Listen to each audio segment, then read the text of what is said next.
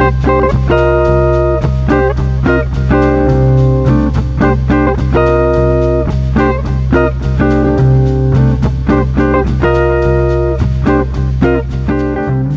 to a new edition of the Neon Jazz interview series with North Carolina-based jazz guitarist Daniel DeLorenzo on his new 2020 CD, Somekinda Story, along with this COVID-19 world we are all navigating through.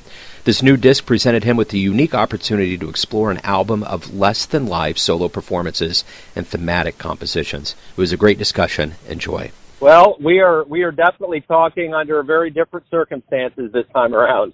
Yeah, that's for sure. Oh, my God. So how have you handled the apocalypse? You okay? Yeah, I'm good. It's been a weird year. You know, I've been inside the whole time pretty much. So, life's a little different, but it's moving along. Yeah, I think we're going to be ready to spring when that gate gets unlatched. Yeah, for sure. You know, the one thing I will tell you that's been good over this time is that, you know, I've had the chance to reach out to musicians, and in particular musicians like you that are releasing material, and I think it's very hopeful to continue to see material that's coming out, and I think there might be a very special place in the annals of recorded history for all of these things that are coming out. Have you thought about those things with a new release? I have thought a lot about it, and mostly it's kind of like you, seeing what everybody else is doing is really cool, because everybody's adapted. You know, everybody that was being creative before is finding new ways to be creative, which is really cool. You know, and that's interesting you say that, because when this began, I remember thinking, whoever we were before this happened will get mutated into either positive or negative directions based on our personality. Yeah. No matter what you're doing, whether you're an artist or you're a chef or you're a janitor or whatever you do, that is going to only be magnified by the intensity of being alive on this planet during this time. So you're totally right. And, you know, people aren't entering the world of jazz for fame and money. You know, they're getting into it from a creative standpoint, and the world of jazz has always adapted. I mean, bebop all the way down, from new idioms to just new ways of doing things. So I think that's the hopeful thing, too. Absolutely. So let's dive into your brand new album. Talk to me a little bit about the brand new album, when it came out, kind of the particulars of it. The new album was done in isolation, you know, because of all the lock-in stuff. You know, I didn't really feel good about inviting people over or getting together with people, just being unsafe. So I had to kind of rethink if I could do a jazz album by myself with overdubs, and would it be jazz and all this sort of stuff. And I decided to kind of just put that stuff aside and play music that I liked playing. So it brought me to some things that I was putting off for a little while. Like, I've always wanted to do, like, thematic recordings, like things, you know, like film music or more dramatic, short, less song-focused ideas. So that was actually the first thing I did with this album, is the 3 pieces, Somekinda Story. It's also the title of the album now. And that kind of just kept growing as I was recording at home by myself. You know, I decided, like, I want to do some of my favorite tunes in a way that I've never been able to do them, because it's always been an ensemble. So I took standards that I really love, or tunes that I really love, and just played them in a way that is a projection of my voice. So, I mean, it's obvious what the downfalls of all of this are, especially being a live musician. You're not able to go out and perform, but and I think we're all going through a lot of things that are just equally bad or traumatic.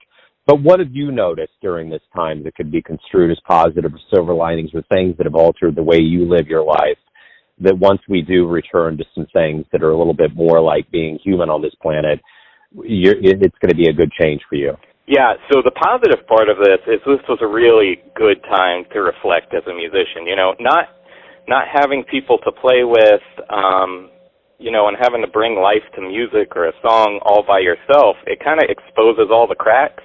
So it was good for that. It really kind of gave me some new insight into the way I play, my shortcomings, what I'm good at, what I'm not so good at, all that sort of stuff. So that's been super helpful. The one negative thing that I've noticed is, man, my chops are going down, because you're not playing with people. So playing by yourself all the time is a different thing, but that could be looked at as a positive too.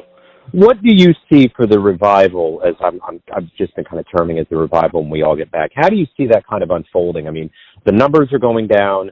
Vaccinations are happening. There's kind of a new momentum based on what happened in January in this country. There's a lot of things that have been, momentous in us moving to a new place. But what do you see for like music and jazz and what you're doing and how you're going to get back to it? Yeah, so I know I have a huge hunger to play with people again, and I think a lot of musicians feel that. So one great thing is as soon as the opportunity arises, I think people are going to be, jumping over things to get out and play together, which is going to be great. And I think people also have a desire to see live music again, so maybe there will be venues and places for all these people that want to play to get out and do it for everybody. A timeline, I have no idea. This whole thing has been like one left turn after the other, so who knows how long it's going to be. But I know people want to play together, and it's going to be exciting when we can do it again. So when we do get back, what do you hope both musician and the audience realizes about this time away? Any revelations about the world of live music from your perspective and from mine? Yeah, from my perspective, like I just said, appreciating the ability to get together with other people and play is something that, I think that'll take a long time for us to take for granted again.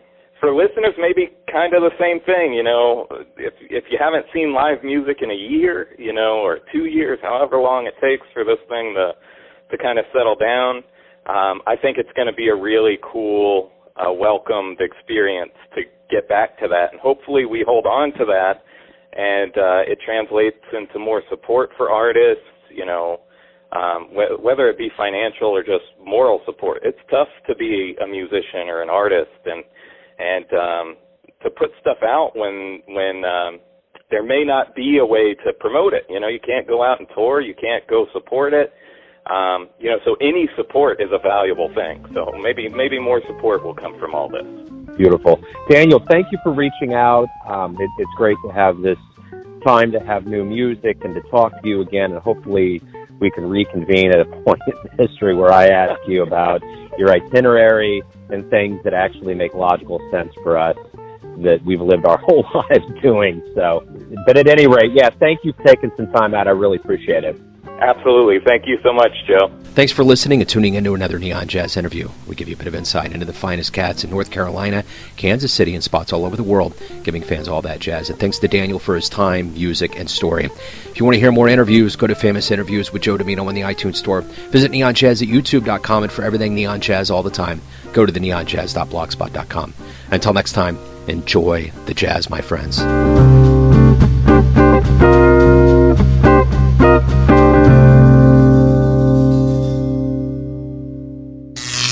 Neon Jazz.